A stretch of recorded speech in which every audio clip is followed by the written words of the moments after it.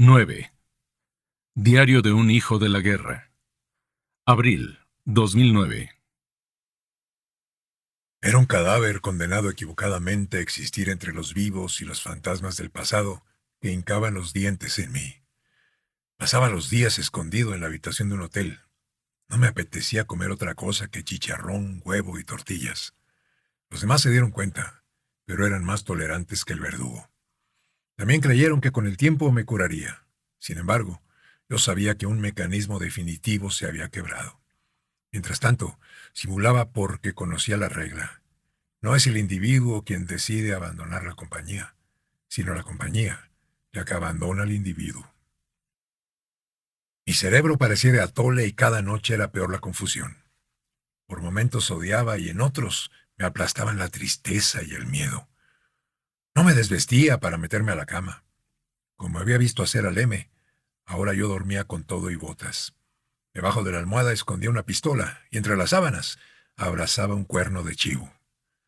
Intenté hacerme frotamientos de cabeza para expulsar las visiones, pero los santos decidieron pasar de mí. Probablemente mi H no había logrado resucitar en Chiapas. Quise mirar hacia otro lado y tampoco pude. Atrás quedó la vieja orilla y del otro lado del río no había nada. La desconfianza era tan canija que debí protegerme de todos y de todo. Cuando caminaba por la calle, me dio por creer que me apuñalarían por la espalda. Extravié la capacidad para distinguir una amenaza real y pasaba horas obsesionado con los gestos o las palabras de personas desconocidas. También el remordimiento devoró mis sesos. Habría querido no ser aquel sujeto que provocó tanto daño. Miré en televisión un reportaje sobre los Zetas y luego lloré durante 6 horas seguidas. Las escenas de ese programa me hicieron recordar los pueblos que ayudé a erradicar. La memoria me devolvió la imagen de unos niños armados con palos y piedras para enfrentar al brazo armado del Cártel del Golfo. Todos murieron en solo 5 minutos.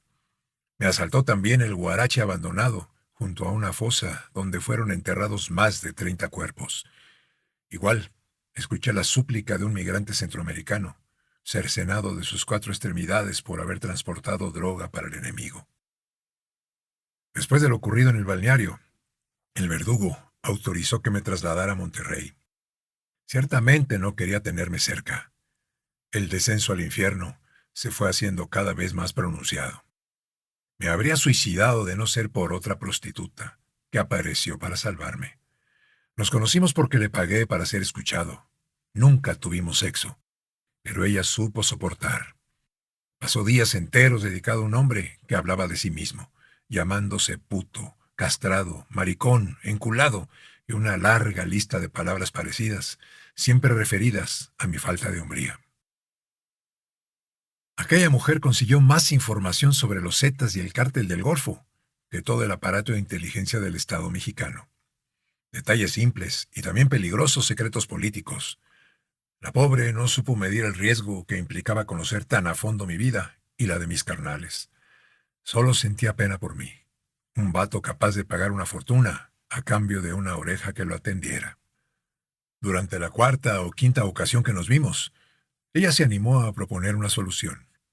Sacó de su bolso una caja pequeña donde había 2 jeringas y un par de papeles amarillentos. Me encabroné, a pesar de la botella de whisky caro que traía dentro del cuerpo, porque yo no le hacía a la chiva. También tengo problemas, y esto me ayuda para relajarme, insistió la vieja. Me puse de pie y exigí que saliera de la recámara, pero ella no se rindió. No rechaces algo sin conocerlo. Tú lo que quieres es matarme, la acusé. ¿Por qué crees esa pendejada? Esto no mata. Nos inyectamos los dos para que veas que no hay bronca. Caí hipnotizado cuando la vi cocinar la heroína. Pero luego la observé colocarse una liga gorda en el brazo y decir: si suelto, la jeringa aventará todo y no podré ayudarte. Deja que primero te dé media dosis. Con eso tendrás suficiente. Al final la dejé hacer. Ella buscó una vena útil y ajustó el elástico alrededor de mi brazo. 3, 2, 1. Y experimenté un fuerte calor. Primero sentí que los músculos se me aflojaban y con ellos los horrores que había coleccionado dentro de la cabeza durante meses. Estaba dormido y despierto a la vez. Escuchaba los ruidos de la calle y del hotel, lo mismo que la respiración de la mujer. Entonces cerré los ojos y miré una película con las escenas más chidas de mi vida. De pronto, Lluvia entró a esa habitación. Traía puesto su vestido amarillo. Mi cerebro se convenció de que ella había regresado. Estaba ahí, hablando con amor. La chiva la trajo de vuelta y entonces, en vez de llorar, pude reír. Apuntes del periodista. Agosto 2015. No es tarea sencilla rescatar la biografía del inventor de los Zetas. Como otros que se han dedicado al oficio del narcotráfico, la vida de Osiel Cárdenas Guillén es elusiva, porque se alimenta del mito. Investigando di con un mozo que vivió con él durante los años 90 del siglo pasado en el sótano del Instituto Nacional de Ciencias Penales, la escuela de la Procuraduría para los Ministerios Públicos y los agentes judiciales. Esa persona dice que Osiel dejó Matamoros para vivir en la Ciudad de México a los 19 años porque se le metió en la cabeza que quería ser judicial. Lo rechazaron porque no contaba con el certificado de secundaria, así que buscó otra manera de permanecer. Consiguió empleo como entrenador de los perros que tiene esa escuela. Dormía en un cuarto junto a las jaulas.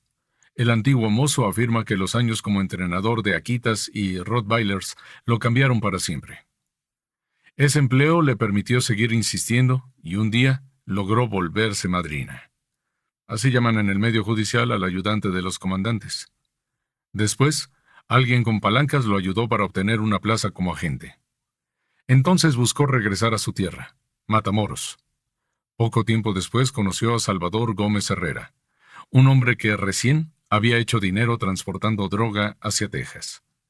Cuando la disputa por el poder en la región se puso al rojo vivo, el Chava Gómez, como se le nombraba entonces, fue tras la oportunidad porque la compañía estaba descabezada. Siempre pasa así. Cuando caen los altos mandos, el soldado ambicioso trata de volverse general. Gómez se armó de valor, apoyado por el comandante Osiel Cárdenas Guillén, quien le consiguió una falsa patrulla de caminos para que lo custodiara mientras viajaba con libertad por todo el estado. El problema vino cuando los gringos empezaron a decir que el Chava se había convertido en el nuevo líder del Cártel del Golfo.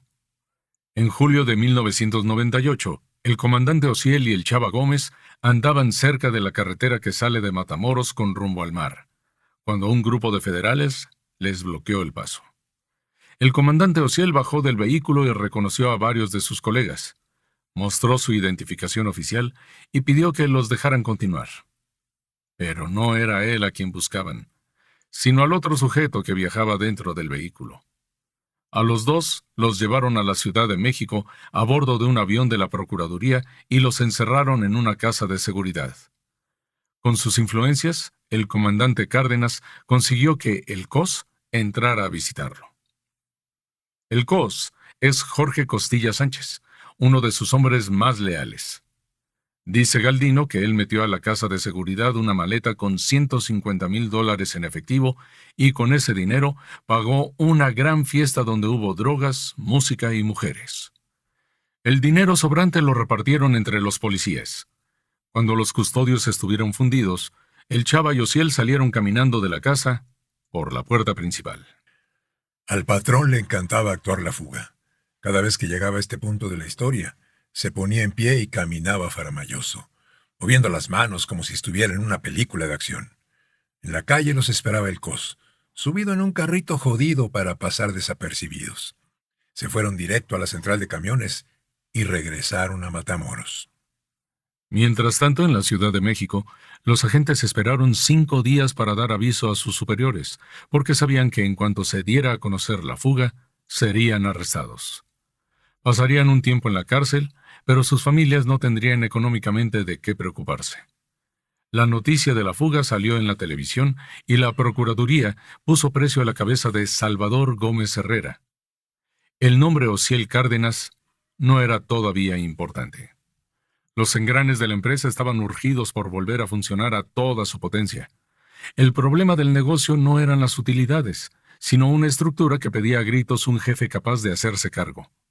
Muchos aspiraban a ocupar ese puesto y por eso estaban matándose, aunque ninguno había probado habilidad para recomponer las cosas con el gobierno, y la particularidad de este negocio es que no funciona sin la cooperación del poder público. A su vuelta, el Chava Gómez retomó las riendas y su socio comenzó a viajar por distintos lugares del país. De aquella época es el rancho que Osiel Cárdenas compró en Tomatlán, al sur de Puerto Vallarta. Según Francisco Vázquez Guzmán, un asistente de Cárdenas que más tarde testificaría en su contra, cada vez que iba a Guadalajara regresaba con maletas llenas de ropa, tenía gusto por las camisas, los trajes y los zapatos de marca. Andaba siempre acompañado por el COS, aquel que le llevó dólares a México para comprar su libertad. Algo importante que hizo Osiel durante esos viajes fue arreglarse con los proveedores colombianos. Los invitó al rancho de Tomatlán y les dio el mejor de los tratos. El contacto con la gente de Cali era importante para asegurar mercancía barata y mantener la calidad. El Chava andaba agradecido con Osiel, pues estaba consciente de que el escape de la casa de seguridad había sido obra suya y estaba dispuesto a pagar como su amigo quisiera. Cárdenas Guillén no dudó cuando el jefe le tendió la mano. En ese momento no le interesaba el dinero, sino sus perros. Quería ladridos y dentelladas que a una orden suya aniquilaran al enemigo. Si antes ambos se fugaron, fue porque tuvieron suerte, argumentó con su empleador. Pero en el futuro no debía dejarse nada al azar. ¿Qué quieres, compadre? Necesitamos contratar a los mejores hombres para que nos protejan. Respondió Osiel. ¿Qué necesitas? Chingos de lana. Respondió el entrenador de perros. Nos está yendo de poca madre, así que con los dólares no hay pedo. Cuenta Francisco Vázquez Guzmán que concedió el Chava Gómez. Días después de aquella conversación, Arturo Guzmán de Sena se convirtió en el primer soldado con quien Cárdenas Guillén pudo emprender su nueva estrategia. El Chava se portó generoso con la paga para este militar formado en Estados Unidos.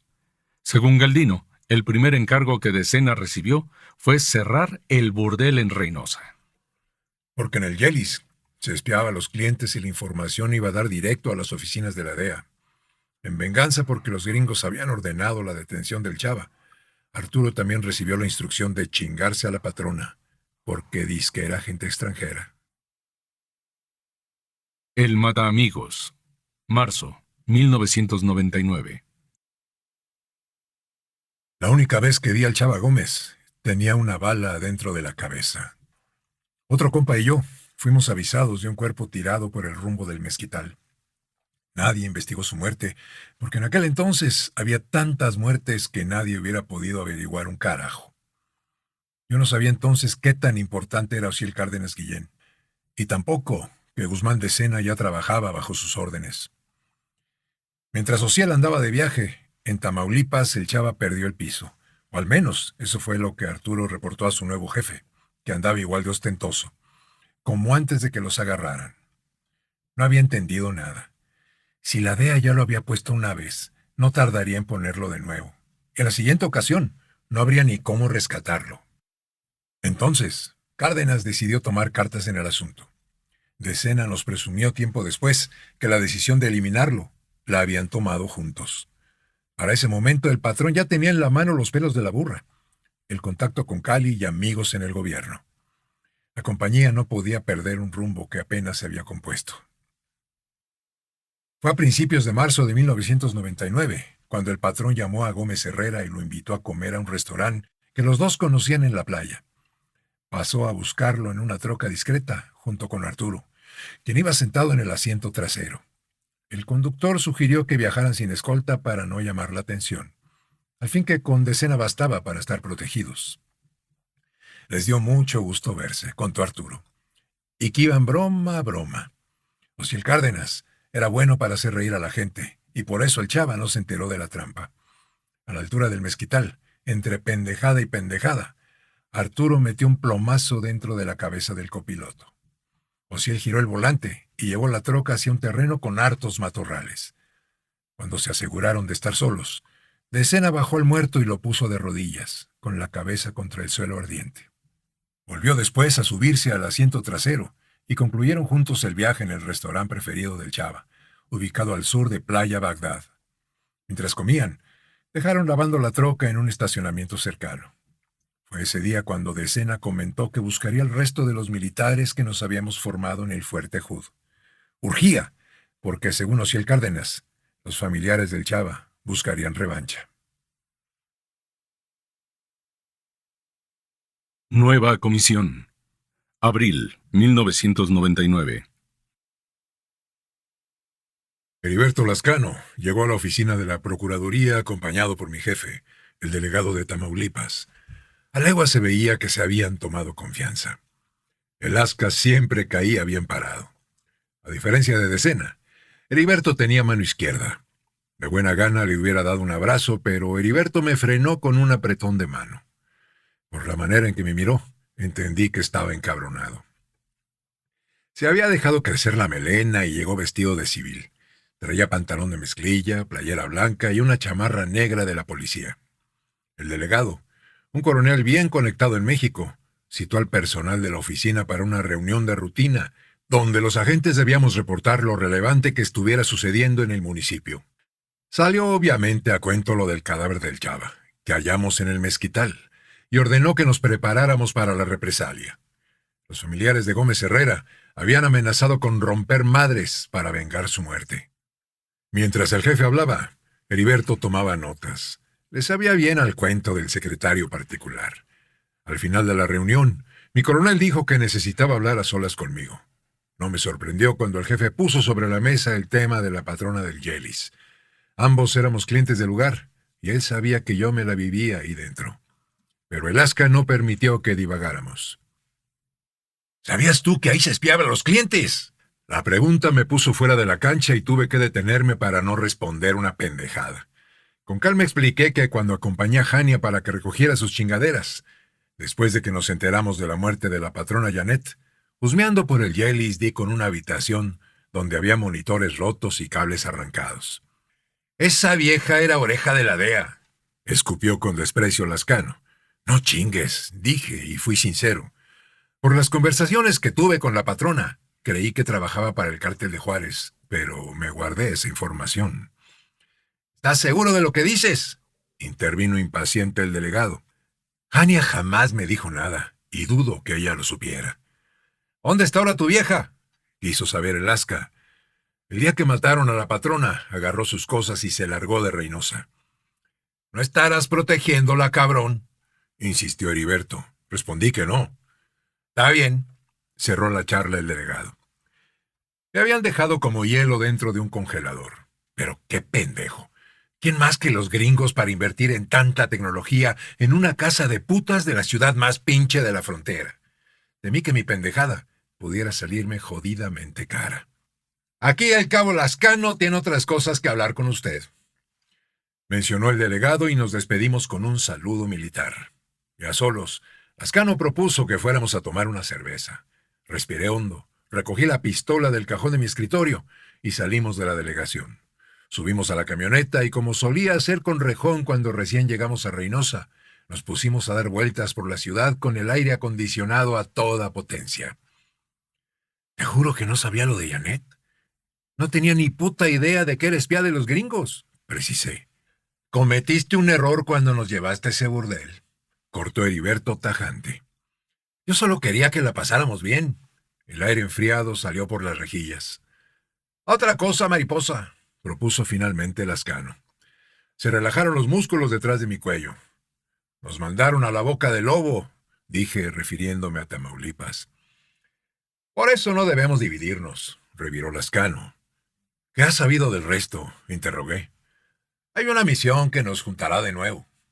«¿Me van a sacar de Reynosa?», pregunté con la esperanza de escuchar una respuesta afirmativa. «Solo sé que el delegado quiere que apoyemos a un comandante, uno que se encargará de tranquilizar las cosas por aquí». «¿Un principal?». «Algo así». «Algo así», repetí. «Una cosa más, cabrón», concluyó el Asca. «¿Qué?». «Con los gringos, nada». «No mames, innecesario aclararlo, carnal». «Pues solo para que no vuelvas a equivocarte». «No dudes, contigo donde digas». «Vale, pues».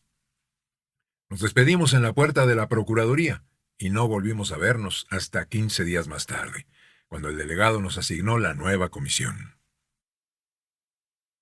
El M. Mayo 1999. Tal como Lascano anunció, el coronel llamó para decirme que, por tiempo indefinido, prestaría servicio de escolta para un oro. Debí entregar mi escritorio y la unidad que me habían asignado a otro sargento, que estaba por llegar a Reynosa. Cada vez éramos más los militares que trabajábamos como policías judiciales. Mi sucesor también había recibido entrenamiento en Estados Unidos, pero no fue al Fuerte Hood. En Matamoros me citaron en una residencia impresionante. Pensé que trabajaría para el gobernador. Era un búnker enorme e impenetrable. Tenía un zaguán blindado, muros y malla ciclónica de más de 3 metros de alto que rodeaban los límites de la propiedad. Adentro, el jardín era inmenso. Parecía un parque público. La alberca era larga y la casa principal tenía 3 niveles. Debía hacer falta un ejército de empleados para mantenerla limpia, pero no había ninguno. En cambio, detecté a 9 hombres armados con rifles AK-47, cada uno acompañado por un perro de ataque. Los guardias llevaban pechera para guardar cargadores, granadas y pistolas 9 milímetros. Todo estaba en silencio, porque fui uno de los primeros en llegar. Me dio un gran gusto el reencuentro. No sabía que la convocatoria era para los integrantes del Grupo Z. Por cuanto me había dicho Lascano, supuse que además de él, estarían Arturo Guzmán de Sena, el Homer, Oscar Guerrero, Rejón y acaso Betancourt. Pero en total, respondimos 21 al llamado. A la mayoría nos había sentado bien el sueldo de la Procuraduría. Habíamos ganado peso y pelo. Clarito se veía que debíamos volver a hacer ejercicio. Efraín Teodoro Torres había sido enviado a Veracruz. Otros estuvieron en Sonora, Baja California, Chihuahua, Nuevo León y Tamaulipas. Ahí me enteré de que ya contábamos bajas entre los 45 originales, con muertos, desaparecidos y algunos desertores. Por ejemplo, de Juan José Salas no volvió a saberse nada. Tampoco de Norberto Buenrostro, y dicen que José Pablo Pineda dejó el ejército. Algunos podía pensarse que se habían pasado del lado del crimen organizado, pero esos nombres no se dijeron en voz alta. Seguro que el Oro estuvo observando mientras nos saludábamos. Tardamos en verlo bajar unas largas escaleras que lo llevaron al patio donde nos habían reunido. Lo acompañaba una mujer hermosa que guardó silencio mientras saludaba. Ese hombre, calvo y de complexión robusta, aunque no era alto, sabía dirigirse de manera amable a la gente. A través de unos anteojos finos, miraba con firmeza y también hablaba con seguridad. Tenía gusto por lo bueno. Detrás de él se pararon 2 hombres que no formaban parte de su cuerpo de escoltas. Supuse que eran asistentes, madrinas o algo así. «Buenas tardes, muchachos», comenzó diciendo. «Gracias por haber venido tan puntuales. Su misión desde hoy será importante. En sus manos estará mi seguridad y la de mi familia. Van a resguardarme para que yo pueda hacer mi trabajo. Viajo por la República, así que no estarán quietos. En todo momento andarán conmigo. Donde coma, ustedes comerán. Donde me hospede, ustedes se hospedarán. Y donde me empede», hizo una pausa, «pues ustedes igual». La mayoría reímos con la broma. Detrás de la casa se encuentran estacionadas las unidades que utilizaremos para desplazarnos. Todas son modelo del año y están blindadas. Deben saber que, por cuestión de seguridad, las vamos a estar cambiando. Pero ustedes se encargarán de que siempre lleven las mismas placas. Así que apenas llegue una camioneta, deberán sacar la matrícula de la vieja unidad y colocarla en la nueva. Siguió dando instrucciones durante unos 10 minutos más, hasta que nos informó que esa misma noche lo acompañaríamos a una reunión de trabajo que tendría fuera de la residencia. Contábamos con un par de horas para dejar nuestras cosas y asearnos en las habitaciones localizadas detrás de la mansión, junto a los estacionamientos. Esa vez el Oro no dijo su nombre, pero aclaró que había una clave para referirnos a él. «Soy el M y nada más. ¿De acuerdo?» 1 hora y media más tarde, estábamos listos para recibir sus órdenes. Arturo Guzmán de Sena se aproximó para decirme que yo sería el chofer del principal. Al parecer habían informado al M que en eso yo era el más chingón. En el estacionamiento había 5 camionetas nuevecitas, una Escalade, donde viajaría el patrón, y 4 Suburban. Al volante del Escalade me encontré con que el copiloto sería Heriberto Lascano. En la primera hilera de asientos traseros irían el M y Arturo Guzmán de Sena, y detrás Rejón y Betancourt. El resto de los escoltas se habían organizado ya en los otros vehículos de la caravana. El convoy lo abrió una patrulla de caminos que en las puertas llevaba pintado el número 0751. Tanto me llamó la atención que tomé nota para luego preguntar con mis compañeros de la delegación de Reynosa por el sector al que pertenecía ese carro oficial. Por ellos, luego me enteré de que se trataba de una patrulla falsa. Quienes habíamos tomado el curso de escolta, guardia y protección en el Fuerte Hood, sabíamos desenvolvernos como una máquina perfecta. Heriberto era el responsable de trazar la logística. En cuanto llegamos al lugar donde el M tenía su cita, un restaurante ubicado en medio de un huerto grande de árboles frutales, ordenó que el resto se desplegara para asegurar el perímetro. Cuando por radio le comunicaron que todo estaba en orden, Arturo Guzmán de Sena descendió de la Escalade. Luego Heriberto y de Sena caminaron delante del principal, mientras que Rejón y Betancourt los siguieron a unos cuantos pasos de distancia. Las personas con quienes el M debía reunirse contaban con su propio cuerpo de seguridad, pero esos escoltas eran en todo distintos. Mientras nosotros íbamos vestidos con uniforme de la policía judicial, los otros llevaban ropas de paisano, pantalón de mezclilla, camisa a cuadros, cinto piteado, botas de punta y sombrero ranchero. Fue evidente que se sintieron incómodos al vernos llegar, porque cada grupo armado se ubicó en un extremo distinto del restaurante. Por supuesto que no había más clientes esa noche. El local había sido reservado para celebrar una reunión discreta. El M pasó varias horas conversando con sus invitados. Casi al finalizar, por instrucciones de Lasca, me aproximé a su mesa para preguntarle al M si quería que fuéramos preparando la caravana.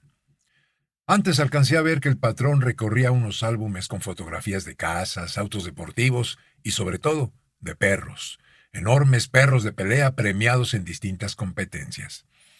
Después de responderme, nos movilizamos cada uno a su respectivo vehículo y volvimos al búnker. Apuntes del periodista. Agosto 2015. Osiel Cárdenas Guillén estaba por cumplir los 31 años cuando conoció a Andrea Posada.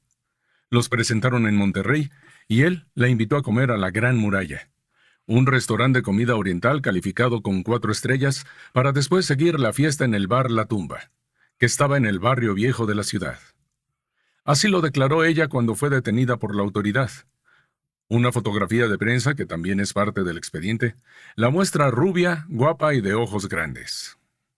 La señora Andrea Posada contó a la policía que era originaria de Medellín, Colombia, y que vino a México para trabajar en una empresa comercializadora. Según su testimonio, no se enamoró de Osiel Cárdenas Guillén, sino de Ricardo Garza, un empresario que era dueño de varios ranchos en el norte y el occidente del país y solía vestirse con trajes de la marca Hermenegildo Seña. Al día siguiente del primer encuentro, Ricardo Garza le envió un ramo de flores y un perfume que hizo traer de San Antonio. Aunque era un hombre ocupado, continuó llamándola durante los días posteriores. Tenía negocios en Guadalajara y la Ciudad de México. También en la península de Yucatán y en Tampico. Con esa vida disfrutaba de pocos minutos libres y, sin embargo, no perdió oportunidad de mostrar interés por ella. Andrea se sorprendió por el número de personas dedicadas a cuidarlo. La segunda ocasión fueron a cenar a Guacamaya, un restaurante exclusivo ubicado en San Pedro Garza García. Ahí, ella contó que buscaba trabajo. Entonces el empresario se entusiasmó al saber que tenía tiempo para dedicarlo a la relación. Su vida laboral lo obligaba a moverse de un lado a otro, y deseaba que la joven lo acompañara a sus viajes. ¿Me estás proponiendo que sea tu novia? Preguntó Andrea. Sí, dijo él. ¿A dónde me quieres llevar? Apremió ella. ¿Se te antojan unos días en el mar? Andrea aceptó. Andrea, quiero ser muy sincero contigo. Ella conocía el discurso de la sinceridad masculina, porque ya antes lo había escuchado. Eres casado. Interrumpió. No, es otra cosa lo que quiero decirte. No quiero tener secretos contigo. Como sabes, soy ganadero y pronto te llevaré a conocer mis ranchos. Pero antes de que pase algo más entre nosotros, debes saber que también me dedico a otro tipo de negocios. Andrea Posadas confesó a la policía que ya le había pasado por la cabeza que Ricardo Garza anduviera en asuntos chuecos. No era la primera vez que salía con alguien cuyo modo de vida fuera así de suntuoso. Necesito ser honesto para que seas tú quien decida si seguimos con esto. A partir de aquella tarde en el Guacamaya, Andrea pasó 6 meses de su vida pegada a Ricardo Garza. Viajó para conocer el penthouse que tenía en el fraccionamiento Puerta de Hierro de Guadalajara. También lo acompañó a su rancho de Tomatlán, a unos cuantos kilómetros del mar. Durante una semana permanecieron en un yate de más de 100 metros de largo, y ahí dentro tuvieron una intimidad que en tierra era difícil conseguir. Ricardo solía ir resguardado por una veintena de hombres que parecían militares, y ella notó que todos los gastos de su novio se pagaban en efectivo. No usaba tarjetas de crédito y tampoco conservaba más de 2 días el mismo celular. Todo el tiempo estaba cambiando de aparato y un asistente era responsable de ordeñar los contactos del dispositivo desechado para introducirlos en el nuevo. Cuando los socios de Cali visitaron de nuevo el rancho de Tomatlán, Ricardo Garza descubrió que Andrea era una anfitriona magnífica, pues los recibió con grandes atenciones. Nada en ese momento podía ser mejor para el mexicano. Andaba enamorado, tenía poder, dinero y conexiones.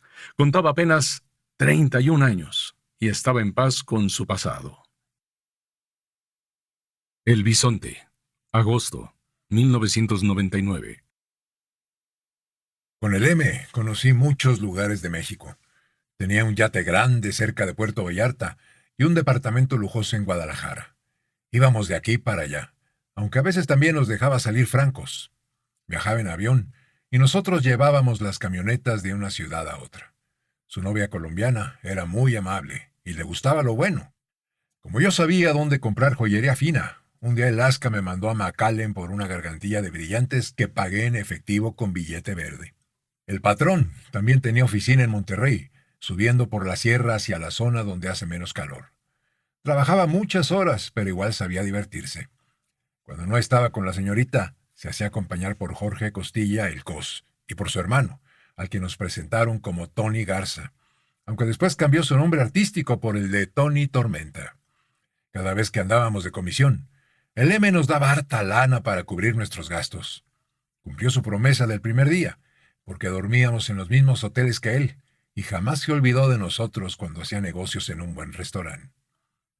De tanto convivir, algo comenzó a pegársenos de su modo de hablar y de vestir. El que mejor agarró la onda fue el Alaska, y es que tenía físico de actor. Le gustaba comprar revistas donde salía gente de las telenovelas, como Gonzalo Vega o Raimundo Capetillo. Con el dinero que nos pagaban, podíamos traer los mejores trapos, pero no todos aprendimos a sobresalir. Un día fuimos a un restaurante donde vendían cortes de carne estilo americano. Estábamos en Monterrey y a Betancourt le entró hambre. Invitamos a Alaska y también a Miguel Treviño, que entonces era un vato flaquillo. Ninguno de los cuatro sabía qué pedir, así que a la hora de ordenar nos fuimos por lo más caro. «Tráenos bisonte», le dije al mesero, que abrió grandotes los ojos porque el pinche animal costaba buenos dólares. «¿Crees que no vamos a pagar?», pregunté rencilloso. «Sí, señor, perdone, lo que pasa es que no es común que los clientes soliciten ese plato, pero ahora mismo ordenó a la cocina para que se los preparen». Betancourt se encabronó porque la comida tardó más de 1 hora en llegar. Distrajimos el hambre con botana y tequilas. Nos sorprendimos cuando los meseros pusieron 15 lugares más. Heriberto preguntó por qué lo hacían, y el encargado del lugar respondió que el bisonte era un platillo para 25 personas. Justo explicaba esto cuando apareció un carrito que llevaba media vaca asada, acompañada de no sé cuánta chingadera. Y entre nosotros, ¡chale, qué pedo! ¿Y ahora qué hacemos? Entonces, a Miguelito, en esa época sí llamábamos a Miguel Treviño, se le prendió el foco y les dijo a los meseros: «Párenle, cabrones, no nos entendieron. El bisonte es para llevar». Gracias al vato, evitamos que nos vieran como pinches jodidos en ese restaurante de gente panquezona. La verdad, todos tardamos en aprender el comportamiento que exigía nuestra nueva situación. Pagamos y metimos 20 kilos de carne a la camioneta. Luego, en la primera barranca que encontramos, arrojamos el bisonte sin haberlo probado.